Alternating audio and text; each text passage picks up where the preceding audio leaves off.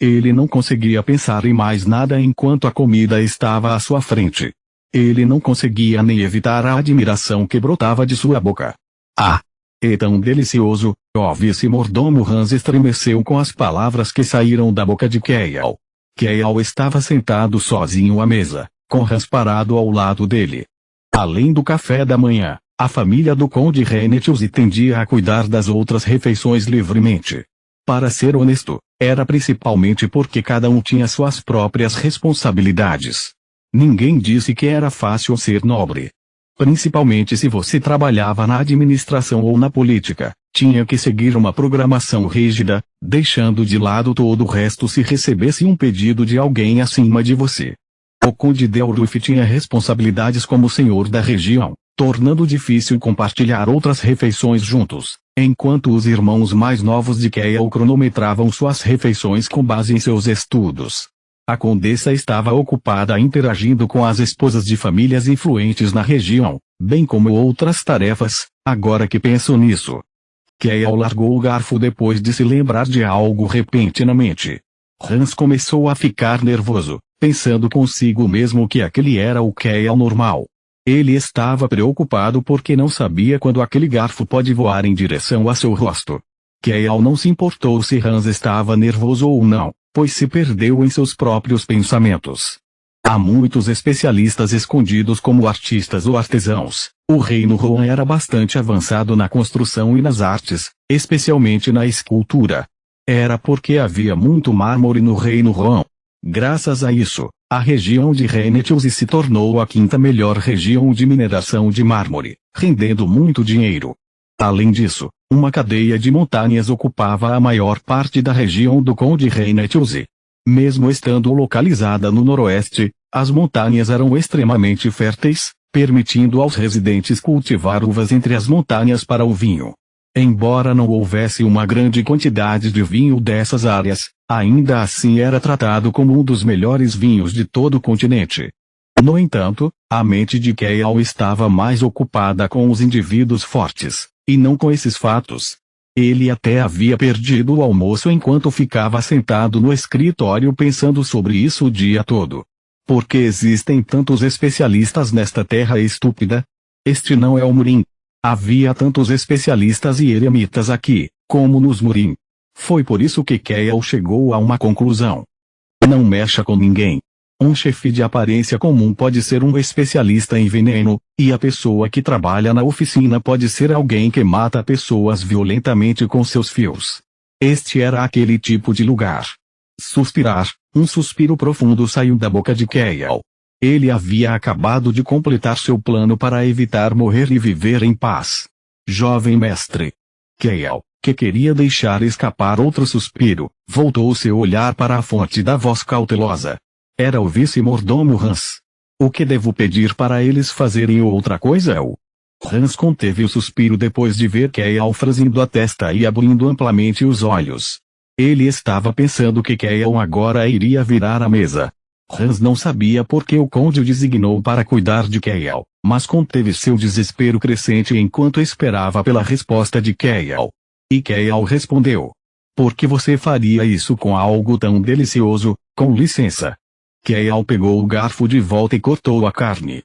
O jantar foi ainda mais requintado do que o café da manhã.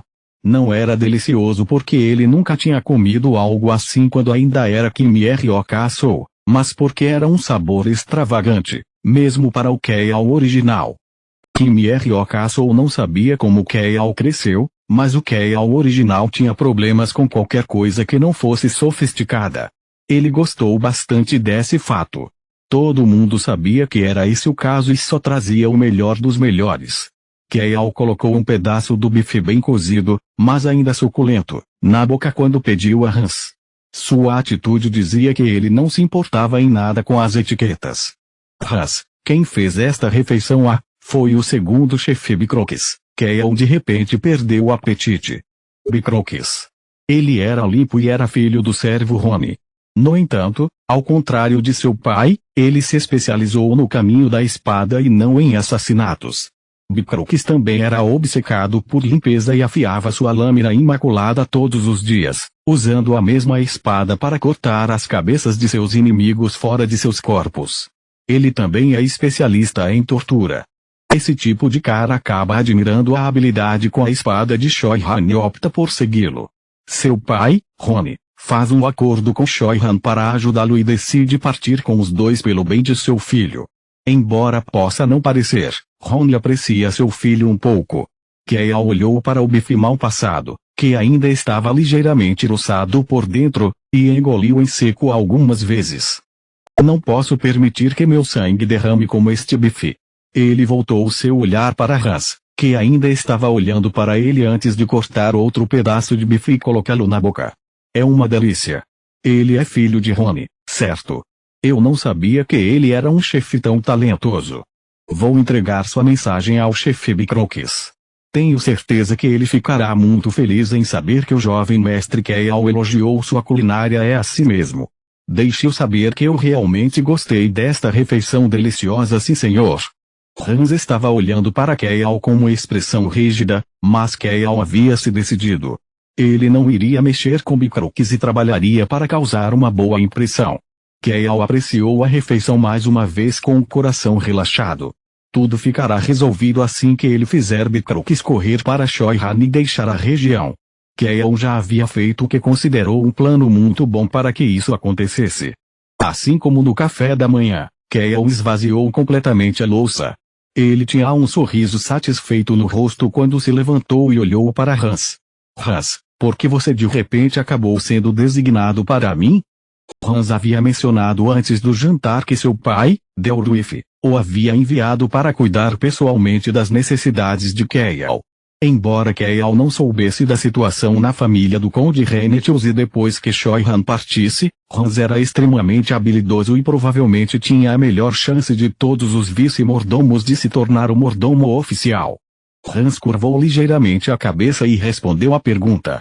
O Conde Nin ficou preocupado ao saber que o jovem mestre havia perdido uma refeição enquanto trabalhava no escritório e ordenou que eu garantisse que o jovem mestre fizesse questão de comer todas as refeições. Como resultado, estarei supervisionando apenas as tarefas relacionadas às refeições para o jovem mestre. Para ser mais específico, Hans era responsável pelas refeições. É assim mesmo. Meu pai fez algo que não precisava fazer. Eu comeria adequadamente por conta própria. Mas acho que não teria percebido que era hora do jantar se Hans não tivesse vindo me contar. Kaeya estava ocupado escrevendo todos os encontros fatídicos nos primeiros 5 volumes do romance em coreano. Depois de sair da sala de jantar, Kaeya sorriu para Hans. Hans, cuide bem de mim. Ah, claro. Por favor, cuide bem de mim também. Eu farei o meu melhor. Hans tropeçou um pouco ao responder, mas Kaeya o deixou para lá. Kaeya viu Rony parado ali assim que abriu a porta e começou a franzir a testa. Rony, eu não disse para você ir comer? Kaeya disse-lhe para ir embora porque não queria ver o rosto do velho, mas ele não iria embora. Ele apenas vagava em torno de Kaeya como uma mosca. Rony estava esperando do lado de fora da porta quando ele estava no escritório, mas até isso irritou Kaeya. Jovem mestre, é meu dever cuidar de você, Kaeya estalou a língua ao ver Rony sorrindo para ele. Ele então teve um pouco de birra. O suficiente. Eu não preciso disso, então vá comer. Por que você não vai comer mesmo quando eu digo para você ir comer?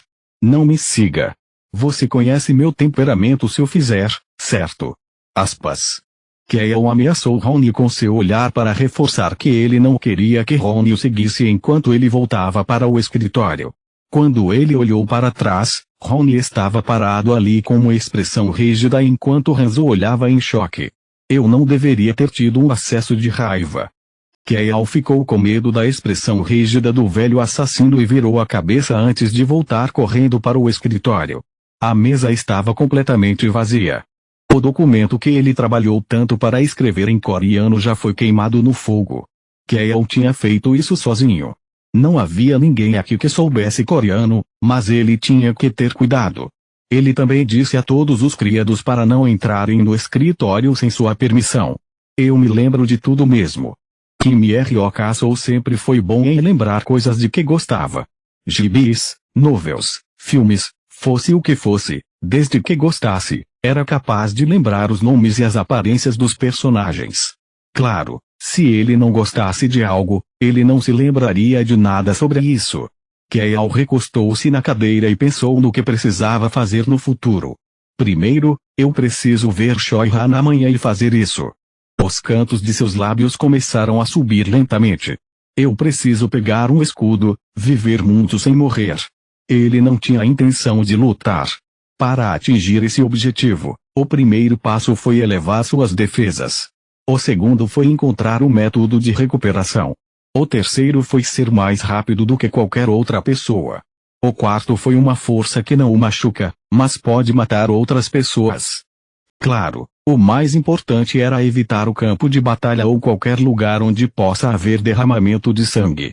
Keiao pensava nesses supostos planos enquanto fechava os olhos lentamente com satisfação. Ele estava pensando nisso enquanto adormecia. Pelo menos, não serei espancado mesmo quando chegar a hora disso no romance. O escudo indestrutível. Keiao estava pensando sobre essa primeira força informe que obteria ao adormecer. Os cantos de seus lábios que tinham subido não pareciam que iriam descer. Encontros fatídicos não tinham dono. Era um tipo de negócio do tipo primeiro a chegar, primeiro a ser servido. O dia importante. O que ele precisava fazer para acalmar os nervos e ter sucesso? Keiao achou que o primeiro passo era tomar um café da manhã farto. Ele sentia que a única coisa que fazia depois de vir a este mundo era comer, mas ele iria aproveitar a refeição, já que estaria ocupado por um tempo a partir de amanhã. Ahn. Ouvi dizer que você adormeceu no escritório ontem à noite. Aspas. De alguma forma acabou assim, ele casualmente respondeu à pergunta do pai e continuou a se concentrar na comida. O fato de ele nem mesmo ter olhado para o pai provavelmente parecia rude, mas estava tudo bem, já que ele era conhecido por ser um lixo. Keiao terminou de comer primeiro e se levantou. O barulho estridente da cadeira fez todos se concentrarem nele. Eu vou sair primeiro. Não era a etiqueta adequada, mas o pai de Keiao, Delruif, parecia gostar do filho de qualquer maneira. Ele olhou para Keiao e para os pratos vazios antes de começar a sorrir. Certo. Vá em frente, obrigado. Keiao precisava sair rapidamente porque tinha muitas coisas para fazer hoje. Mas Delruif o segurou por um segundo. Você não precisa de nenhuma mesada hoje. Keiao levou um segundo para responder. Eu preciso de um pouco. Esta realmente era uma família com muito dinheiro. Keiao conteve o sorriso ao ouvir que seu pai lhe enviaria a mesada por intermédio de Hans e saiu sem nem mesmo agradecer. Ele fez contato visual com o irmão, Beisten, por um momento, mas Keiao simplesmente o ignorou e se dirigiu para a porta da sala de jantar. Ele viu que Rony o estava seguindo e o enxotou. Rony. Estou saindo. Não me procure, não me procure. Esse era o código de Keiao para deixar Ron saber que ele estava deixando a propriedade que ficava perto dos fundos da cidade para ir beber. Sempre que fazia isso, Ron apenas sorria e dizia para ele fazer uma boa viagem. Você não vai para o escritório hoje. Mas por alguma razão, Ron fez uma pergunta rara hoje. Keiao começou a franzir a testa. Ron, não acho que você precisa ficar curioso sobre isso. Eu entendo, jovem mestre. Eu estarei esperando por você. A testa de Keiao começou a mostrar ainda mais rugas depois de ouvir que Rony estará esperando por ele. Não espere por mim. Keiao acenou com o dedo para chamar um dos criados que estavam na entrada da residência e saiu com ele. Keiao ainda parecia zangado, então aquele servo não disse nada enquanto seguia atrás de Keiao. Assim que saiu da residência, ele pôde ver o jardim e o portão de saída mais longe. Foi só então que Keiao soltou um suspiro e olhou para trás. Ele podia ver a expressão rígida de Rony através da porta se fechando. Estou feliz por ter conseguido me livrar dele. Ele estava feliz por Rony não o ter seguido. No entanto, Keiao estava com medo daquela expressão rígida. Afinal, ele era um assassino. Keiao decidiu que tratará Rony melhor e não o deixará com raiva no início da próxima interação quando ele sair da propriedade. Claro, ele estava em uma carruagem. Ele chegou ao seu destino um pouco mais tarde. Jovem mestre. Este é o lugar certo? O motorista perguntou cautelosamente ao abrir a porta. Ele então espiou em direção à loja à sua frente. O rosto do motorista estava claramente confuso. Sim. É isso, Kael, que estava usando roupas que seriam chiques para os outros, mas era a coisa mais simples em seu armário. Saiu da carruagem. Não havia ninguém por perto, pois se afastaram assim que viram a carruagem com o brasão do conde. A fragrância do chá com poesia. Era uma casa de chá que permitia ler poemas enquanto bebia chá. Este prédio limpo de 3 andares parecia ser muito caro. Era verdade que o dono da loja era muito rico. Na verdade, como filho bastardo de uma concubina de uma grande guilda de mercadores, ele era ainda mais rico do que Kael. A única coisa é que ele estava morando aqui enquanto escondia essa identidade. Se bem me lembro, o proprietário vai para a capital perto do volume 3 para encontrar Choi Han lá. É lá que ele afirma que pode ser um filho bastardo de uma concubina da guilda dos mercadores, mas que se tornará o dono da guilda dos mercadores. O homem que grita e jura para Choi Han que se tornará o dono da guilda dos mercadores. Kael leu apenas os 5 primeiros volumes e, portanto, não sabia se o homem algum dia acabou se tornando o dono daquela guilda mercantil, mas como ele era um dos sócios do personagem principal, provavelmente terá sucesso. Kael olhou para o motorista que soava como um porco e deu uma ordem. Você pode sair agora. Com licença, você vai me fazer dizer a mesma coisa 2 vezes não? Isso, eu não preciso esperar por você, jovem mestre. Kael respondeu casualmente enquanto abria a porta da casa de chá. Sim. Eu estarei aqui por um tempo. Engoli. Ele podia ouvir o motorista engolir em seco atrás de si, mas um barulho muito mais claro e agradável encheu os ouvidos de Kael. Cling. Um sino silencioso, mas claro, anunciou a entrada de Kael na casa de chá. Kael parou na entrada e olhou ao redor da casa de chá. Ainda era cedo e não havia muitas pessoas lá. Kael percebeu que todos eles ficaram chocados ao vê-lo ali. Bem, o romance dizia que não havia ninguém nesta região que não soubesse sobre Kael. Ele era o inimigo público número 1 dos comerciantes porque tinha a tendência de quebrar tudo em suas lojas. Bem-vindo. No entanto, o dono da loja acolheu Kael calorosamente. Kael olhou para o homem que parecia um porco bebê que o recebeu do balcão. Ele deve ser o dono. O bastardo rico, Bilos. Seu rosto redondo e corpo inteiro definitivamente pareciam um porquinho como o romance descreve. Seu charme era seu sorriso extremamente brilhante. Ele parece um cofrinho. Kael tirou uma moeda de ouro e a colocou no balcão enquanto fazia o pedido. Pretendo ficar no 3º andar o dia todo hoje. Bilos olhou para Kael com um sorriso no rosto. Kael fingiu não notar enquanto apontava para a estante. Qualquer chá que não seja amargo. Você também tem livros aqui ou apenas poemas? Cling. O som de alguém colocando sua xícara de chá na mesa ecoou pela loja. Kael apenas pensou nisso como alguém colocando a xícara de chá na mesa com força e olhou para Bilos. Ele preferia livros a poemas. Claro. Temos muitos livros também, jovem mestre. Kael mesmo. Em seguida, enviei o livro mais interessante, uma xícara de chá. Sim. Eu entendo. A moeda de ouro de Kael caiu nas mãos gorduchas de Bilos. Kael se virou enquanto Bilos tentava dar o troco. Beberei mais chá mais tarde, então fique com ele. Mas ainda é demais, jovem mestre. Uma moeda de ouro valia 1 milhão de galões. Tendo aquela moeda, que valia 1 milhão de won coreanos, Kael fez algo que sempre quis tentar. Eu tenho muito dinheiro. Considere isso como sua dica. Falando sobre como você é rico. Quem se importa se Bilos realmente tem mais dinheiro do que ele? Ele também sabia de muitos encontros fatídicos que lhe renderiam muito dinheiro. Kali tentou parecer frio enquanto apontava para as mesas no 1º andar com o queixo. Bem, se for demais, você pode oferecer a todos aqui uma xícara de chá por minha conta. Golden Bell. Ele queria fazer algo assim uma vez. Depois de dizer ao pai que precisava de mesada, ele recebeu 3 moedas de ouro que valiam um total de 3 milhões de galões. Jovem mestre, ainda, chega. Basta trazer meu chá. Realmente era bom ser o lixo. Kael não se importou em ser respeitoso enquanto subia para o terceiro andar. Ele podia ouvir sussurros vindo de trás dele, mas ele não precisava se importar porque já havia rumores suficientes sobre ele, o lixo da família do conde. Exatamente como eu pensava. Não havia mais ninguém no terceiro andar agora porque era de manhã cedo. Kael se sentou no canto mais interno do terceiro andar. Ele então olhou pela janela. Este é o lugar certo, o local onde você pode ver melhor o portão norte da cidade de Ostani. Kael planejou assistir Shoyhan deste local hoje. Boa noite para todos que assistiram até aqui, e muito obrigado. Deixem seu like, comentem e compartilhem. Espero ver você no próximo vídeo.